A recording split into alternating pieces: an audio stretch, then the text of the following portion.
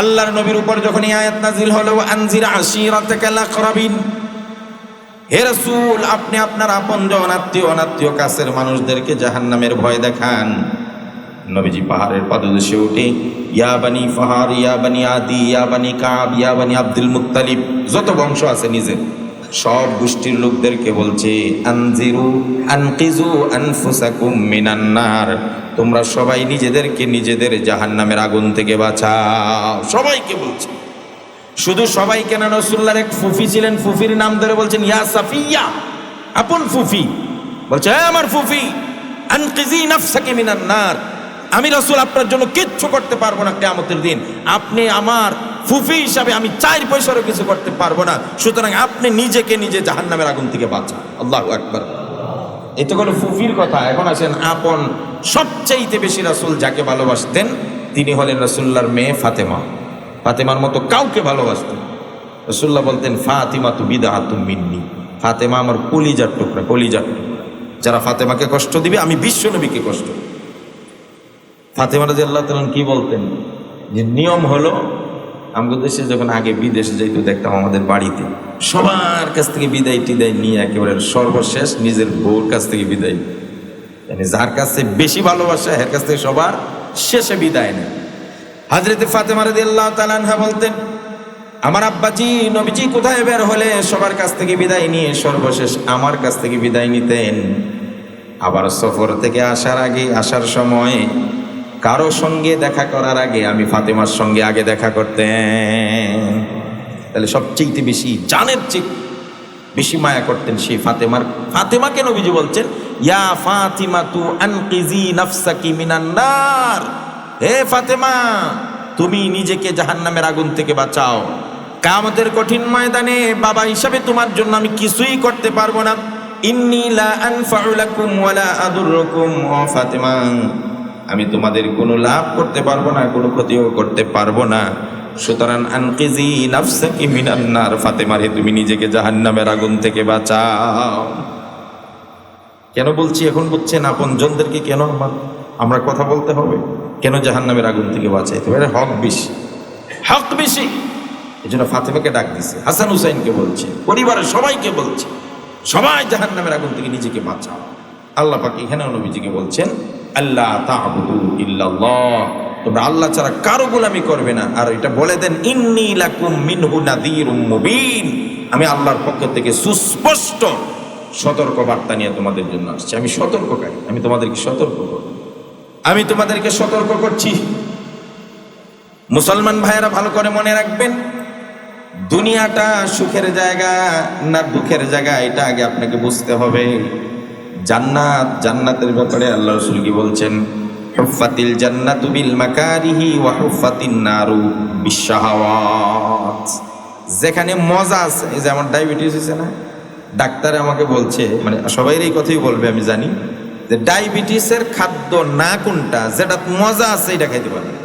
এবার আপনি মজা কোনটাতে আছে বাইর করেন। ভাত খাইলে মজা, রুটি খাওয়ার মধ্যে মজা, কেক খাইলে মজা, বিস্কিট খাইলে মজা, আইসক্রিম খাইলে মজা, চিনি খাইলে মজা, দুধের চা খাইলে মজা, ক্ষীর খাইলে মজা, মিষ্টি খাইলে মজা। মজা বাদ দিয়ে দিতে হবে, মজা বাদ। খাইবেনটা কি? চিৎকরাল্লা খান, চিনি ছাড়া চা খান, হ্যাঁ, তারপরে সবজি খান, আদা সিদ্ধ সবজি খান, মানে যেটি মজা নাই এটি হইল ডায়াবেটিসের খাদ্য। আর যেটা মজা আছে এটা খাইতে পারবেন। এবার আপনি সব দেখেন খুঁজে, তার মানে কি বুঝলেন? মজা তো ডায়াবেটিস বাড়বে, আপনার ক্ষতি। আর মজা নাই, ডায়াবেটিস কন্ট্রোল। একটাই ওষুধ বইলা দিলাম। ঠিক অনুরূপ ভাবে আল্লাহ বলেন, জান্নাত মানে কষ্ট, জাহান্নাম মজা। এখন দুনিয়াতে যেটা বেশি মজা করবেন তাড়াতাড়ি জাহান্নামে যাবেন, আর কষ্ট করবেন তাড়াতাড়ি জান্নাতে যাবেন। মানে এক কথায় শেষ। এখন দেখেন কোনটার বেশি মজা। গানের মধ্যে মজা আসেনি, জুয়া খেলার মধ্যে মজা আসেনি, মদ খাওয়ার মধ্যে মজা আসেনি, দর্শনের মধ্যে মজা আসেনি, কথা আছে আছে জোরে কন্যাকে আসেনি। মজা সাজা, আর এখানে কষ্ট, ওইখানে মজা। কোনটা করবেন? হুফফাতিল জান্নাতু বিল মাকারি, আল্লাহ পাক জান্নাত বানায় জিব্রাইল কয়, জিব্রাইল কইছে যাও তো জান্নাতটা একটু দেখে আসো।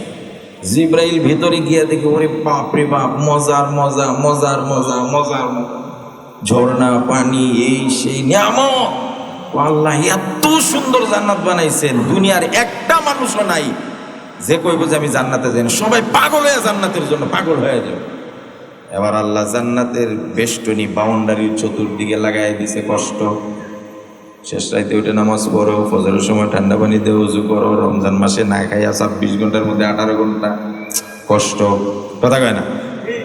নিজে মাল কামাইছি এখান থেকে বলে জাকাত দেও কষ্ট, নিজের টাকা দিয়ে 5 লাখ হজের জন্য কষ্ট।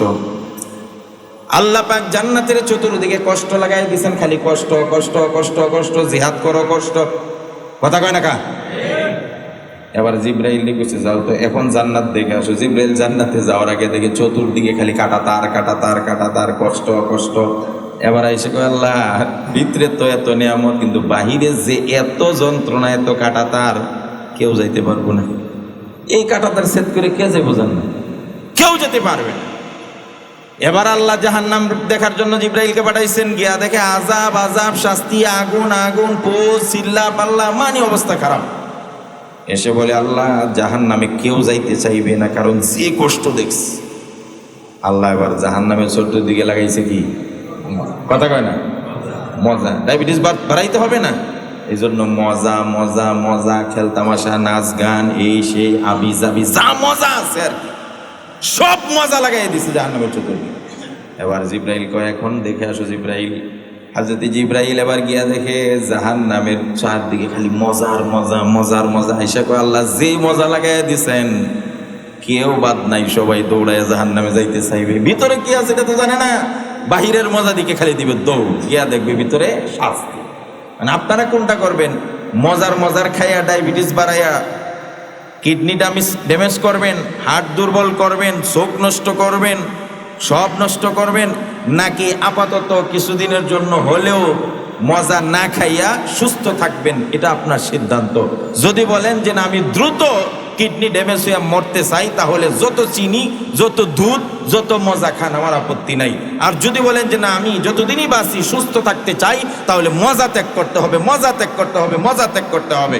ঠিক একই উদাহরণ, যদি বলেন যে চিরস্থায়ী সুখ চাই, তাহলে দুনিয়াতে কষ্ট করতে হবে, কিছুদিনের জন্য কষ্ট কষ্ট কষ্ট কষ্ট। আর যদি বলেন যে চিরস্থায়ী জাহান্নাম চাই, তাহলে আপনি মজা করতে থাকেন করতে থাকেন করতে থাকেন, যা মজা আছে সব করেন। কোনটা করবেন আপনার? বুঝছেন না আমার কথা? কে কে বুঝছেন হাত?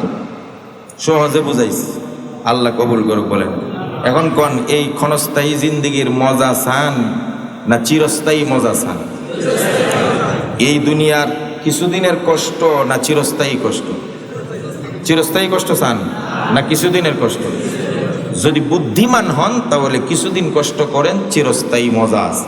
আর যদি বেশি বান্ডামি করে চালাকি করেন, তাহলে কিছুদিন মজা করেন, আপত্তি নাই, চিরস্থায়ী কষ্ট আপনার জন্য ওয়েট করছে। কথা বলে ঠিক কিনা?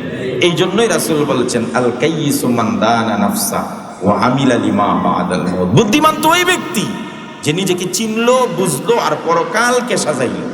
পরকাল সাজান, পরকাল সুন্দর করেন, পরকালে কেমনে মজা করবেন ওই চিন্তা করেন, দুনিয়ার মজা না। দুনিয়ার মজা কোনো মজা না, দুনিয়ার শাস্তিও কোনো শাস্তি না। পরকালের শাস্তি হলো কঠিন শাস্তি, আসল শাস্তি। আবার পরকালের শান্তি আর মজা হলো আসল মজা। দেখবেন আপনি জান্নাতে যাবেন যুবকরা, আপনার চতুর্দিকে এখন যেমন স্টেডিয়ামের গ্যালারির মধ্যে ইগাল চেয়ার গার্লসটা যেমন নাচানাচি করে, জান্নাতে যুবকদের চতুর্দিকে একদল হুর পড়ি যুবতী এসে বলবেন নাহনুল খালিদাতু ফালা নাবিদু। এরা এসে নাচবে আর বলবে আমরা হলাম চিরকুমারী, আমরা কোনোদিন বার্ধক্য হবে না, চামড়া কোনোদিন ঢিল হবে না, কোনোদিন কুচকে যাবে না, আমরা চিরসুন্দরী চিরকুমারী, যা লাগে তাই করব, বলে কি করাবো? ওইটা হলো চিরস্থায়ী মজা। এর জন্য রাসূল বলেন হুফফাতিল জান্নাতু বিল মাকারিহ ওয়া হুফফাতিন নারু বিশ-শাহাওয়াত। আল্লাহ রাসূল বলেন জান্নাতকে আল্লাহ বেষ্টনী দিয়া রাখছেন কষ্ট দিয়া, আর জাহান্নামকে বেষ্টনী দিয়া রাখছেন মজা।